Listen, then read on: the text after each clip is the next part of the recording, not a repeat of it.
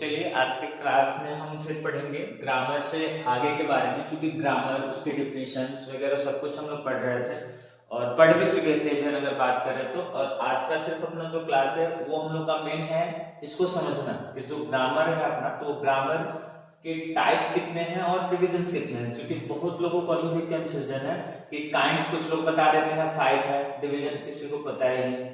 लेकिन ऐसा हम बिल्कुल नहीं करेंगे। काइंड्स की अगर बात करें तो काइंड्स हमारे पास 2 ही होते हैं और डिविजन्स की बात करें तो डिविजन्स अपने पास 5 होते हैं। मतलब अगर ग्रामर की बात करें तो हम जिसमें अगर काइंड्स जिसको 2 होते हैं, इसमें पहला है प्रिस्क्रिप्टिव ग्रामर और दूसरा है डिस्क्रिप्टिव ग्रामर।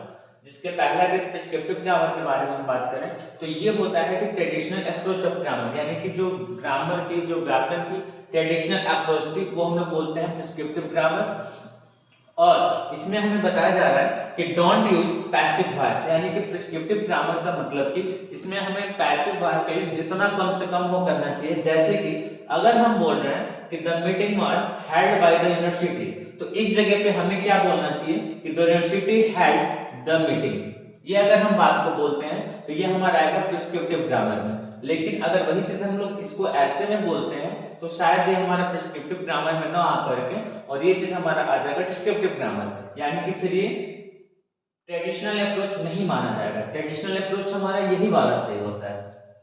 तो इसलिए ट्रेडिशनल अप्रोच के बारे में बात करें तो डोंट यूज पैसिव वॉइस, और ऐसे बहुत सारे अभी एग्जांपल्स हैं, उदाहरण हैं, रूल्स हैं जो कि हमें ये जस्टिफाई कराते हैं कि traditional approach of grammar means की प्रिस्क्रिप्टिव ग्रामर्स में और क्या-क्या चीजें हैं जो हम लोग को सीखनी चाहिए और हम लोग क्या-क्या गलतियां करते हैं जो कि ये चीज समझने से हम लोग परे रह जाते हैं, बाहर हो जाते हैं कि प्रिस्क्रिप्टिव ग्रामर क्या है और डिस्क्रिप्टिव ग्रामर है क्या। फिलहाल एक छोटी सी एग्जांपल से हम लोग अपनी कंसेप्ट को भी क्लियर करने की कोशिश करेंगे। डिटेल्ड हम लोग आगे एडवांस लेवल वाले ग्रामर में पढ़ेंगे। तो ये चीज आई होप हम सब समझ गए होंगे कि डोंट यूज पैसिव वॉइस एक बहुत छोटा सा इसका उदाहरण था और अभी इसमें बहुत कुछ पढ़ना है आगे जो कि हम लोग पढ़ेंगे। फिर से इसको एक बार हम बता दें कि ट्रेडिशनल अप्रोच जो होता है ग्रामर का, यानी कि जो पुरानी जो ग्रामर है, ओल्ड ग्रामर है, वही हमारी प्रिस्क्रिप्टिव ग्रामर कहलाई है, जिसको हम बोल सकते हैं कि ओल्ड ग्रामर है। और इसमें एक छोटा सा चीज हम लोग रूल लेके चल रहे हैं कि डोंट यूज पैसिव वॉइस। इसमें पैसिव वॉइस का यूज हमें नहीं करना होता है।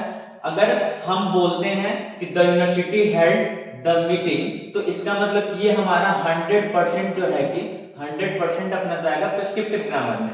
लेकिन अगर हम बात करें कि the meeting was held by the university, तो इट मींस कि ये हमारा प्रिस्क्रिप्टिव ग्रामर में कतई नहीं हो सकता, बिल्कुल नहीं हो सकता। दूसरी बात करें कि डिस्क्रिप्टिव ग्रामर, तो डिस्क्रिप्टिव ग्रामर क्या होता है, तो देखिए ये जो नेटिव इंग्लिश स्पीकर्स के द्वारा बोला जाता है, जो नेटिव जैसे कि इंग्लिश हम अगर हम भारत में रह रहे हैं तो इंग्लिश हमारे यहाँ की नेटिव बिल्कुल नहीं है, हम नेटिव स्पीकर्स बिल्कुल नहीं है। हाँ, वे अलग की बात है कि हम नेटिव की तरह बोल सकते हैं, लेकिन डिस्क्रिप्टिव ग्रामर के मेन हकदार वही हैं जो नेटिव इंग्लिश स्पीकर्स हैं। जैसे कि एग्जांपल इसमें दिया गया है कि I am going now where, अगर ये बोलने के बजाय ये कौन बोलता है, ये बोलते हैं नेटिव स्पीकर, ये बोलते हैं नेटिव स्पीकर्स कि I am going now where, ये नेटिव स्पीकर का लैंग्वेज है उनका। अगर ये क्या बोलना, हम लोग अगर वही चीज बोलना हो तो हम लोग क्या बोलते हैं, हम लोग बोलते हैं कि I am not going anywhere.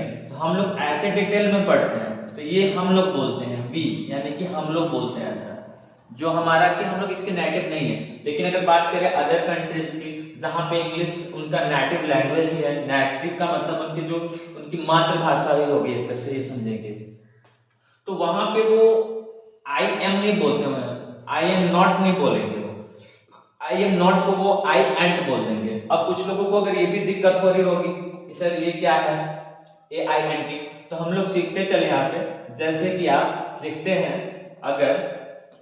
अगर हम लिखते हैं इज प्लस नॉट, तो हमारा ये बन जाता है एजेंट।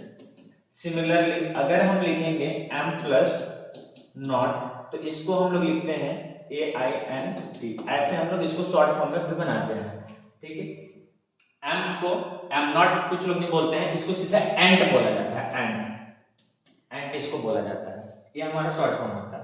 अब अगर एक हम बहुत ही समरी की बात करें तो समरी की बात करें तो दोनों में अगर बहुत सिंपल में हमें समझना हो तो हम ये समझ सकते हैं बिल्कुल हम क्या समझ सकते हैं इसमें, हम बिल्कुल ये आसानी से समझ सकते हैं कि प्रिस्क्रिप्टिव ग्रामर और डिस्क्रिप्टिव ग्रामर दोनों में बहुत छोटा सा डिफरेंस है, और वो ये है कि जहां पे अगर ओल्ड ग्रामर, ओल्ड यानी कि ट्रेडिशनल ग्रामर के बारे में बात करें, वो हमारा प्रिस्क्रिप्टिव में जाता है, और जो लोग नेटिव बोलते हैं अपना बिल्कुल एज रियल, तो वो फिर उनके लिए डिस्क्रिप्टिव ग्रामर की बात कही जाती है।